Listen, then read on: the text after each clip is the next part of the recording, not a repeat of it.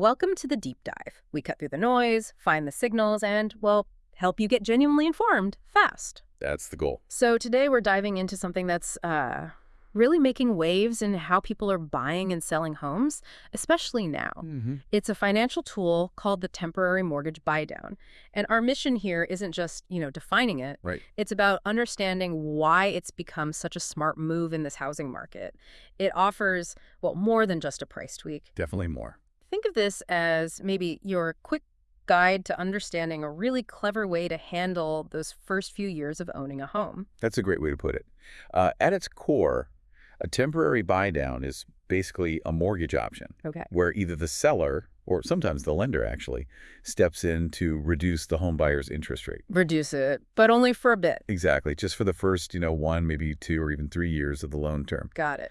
And the whole idea, the strategy behind it is just to make those first few years of payments, well, easier, more manageable. Giving buyers some financial breathing room. Precisely. Right when they often need it the most, settling in and all that. Okay, so it's like easing into the full payment. But how does that actually work? Like, what's the mechanism behind lowering a rate just temporarily? Seems a bit like magic. Yeah, it does seem that way. But It's actually pretty straightforward mechanics. The seller or the lender basically prepays the difference. The difference between What your payment would be at the full interest rate and what it is at that lower bought-down rate. They put this sum, this sort of lump sum, into an escrow account, and then it gets drawn down each month to subsidize your payment for that temporary period. So it tops up the payment automatically. Exactly. And you usually see these in a specific formats like 321, 2111, or even 10.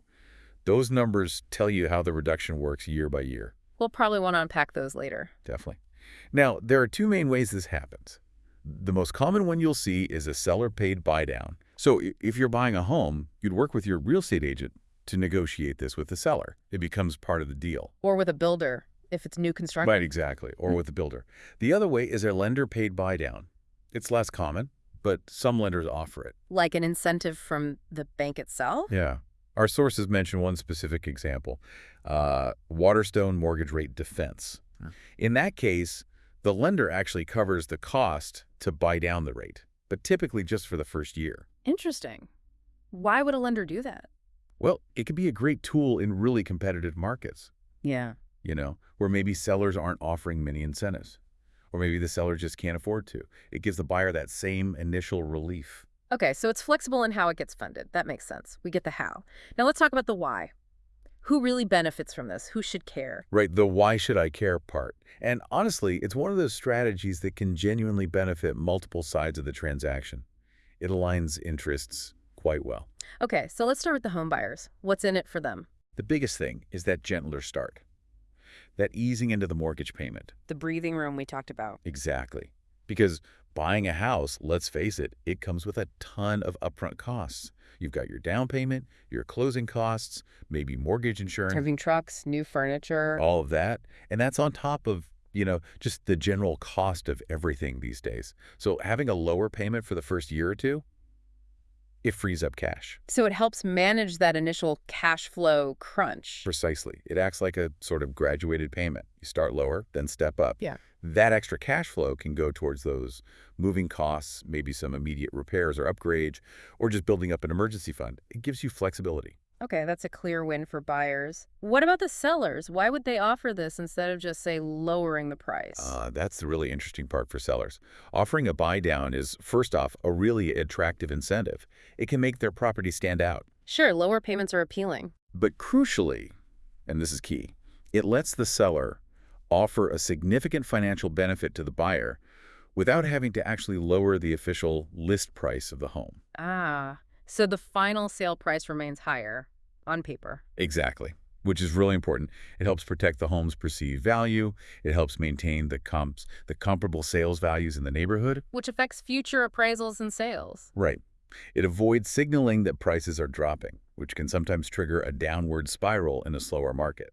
Psychologically and financially, that's a big win for sellers. It helps them sell faster, often, without that public price cut. So it's a strategic alternative to a price reduction. The buyer gets cash flow help, the seller protects the asset value.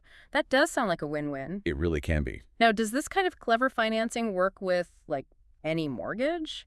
Or is it only for specific types of loans? That's a really important question. And the good news is, yes, they are quite versatile. Temporary die-downs work with a pretty wide range of common loan programs. So accessible for lots of different buyers. Definitely. Our sources confirm you can use them with conventional loans. Those are, common, often have flexible down payments. Okay. Also, FHA loans. Those are popular, especially for first-time buyers, because they tend to have lower down payment needs and more flexible credit score requirements. Right. Then you've got USDA loans. These are great zero down payment options for homes in eligible rural and sometimes suburban areas. Zero down, wow. Yep. And VA loans, too, another fantastic no down payment option. But this one's specifically for veterans, active duty military, and some surviving spouses. So conventional, FHA, USDA, VA, that covers a lot of ground. Any exceptions? One key one to note is jumbo loans. These are the really big loans for amounts above what Fannie Mae and Freddie Mac will typically back. The conforming loan limits. Exactly. For jumbo loans, our sources say buy-downs are only available if the seller is paying for it. Lenders generally don't offer lender-paid buy-downs on jumbos. Okay, good distinction. Seller paid only for jumbos. Still, that's a broad range. It is. And one more thing, sometimes you can even stack these. Combine a buy-down with certain down payment assistance programs. Oh, really? So layering the benefits. Yeah, it adds another potential layer of, making things work financially for the buyer. Lots of flexibility. Okay, this is all great context. But I think walking through those formats, you mentioned the 3-2-1-2-1, that's where it really clicks, right? Seeing the numbers. Absolutely. The examples make it much clearer how that easing in actually works month to month, or rather year to year. Let's do it. Take us through the 3-2-1 buy down. Okay, so let's imagine you get a mortgage with a final fixed interest rate of, say, 7,000%, just as an example number. Okay, 7%. With a 3-2-1 buy down. In year one, your payments aren't based on 7%. They're calculated as if your rate was only 4.00%. Wow, that's a big drop, 3% lower. A full 3% reduction, right? Then in year two, your payment adjusts. Now it's based on a 5,000% rate. So still lower than the final rate, but higher than year one, 2% below the original 7%. Exactly, it steps up. Then year three, another step. Your payment is now based on 6,000%. Okay, just 1% below the final rate now. Right. And then finally, starting in year four and for the rest of the loan's life, your payment is based on that original 7,000% rate you locked in.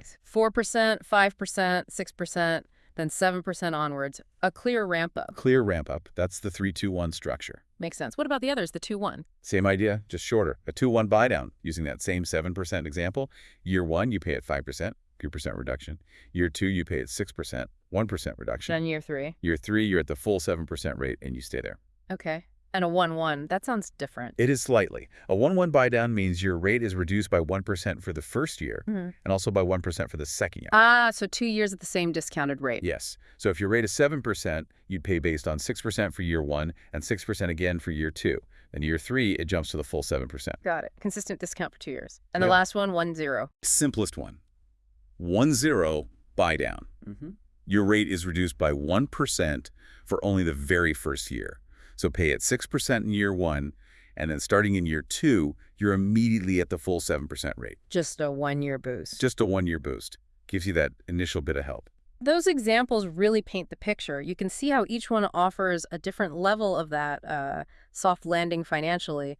Gives buyers time to adjust. Exactly. Time to adjust, maybe anticipate income increases, or just get settled before the full payment hits. Okay, so let's try and bring this all together. Temporary buy downs. They really seem like a strategic tool for navigating these first years of owning a home. Absolutely. Strategic is the right word. For buyers, it's clear you get that crucial financial breathing room early on. Makes the payments much more manageable right out of the gate. Yep. Lower initial payments.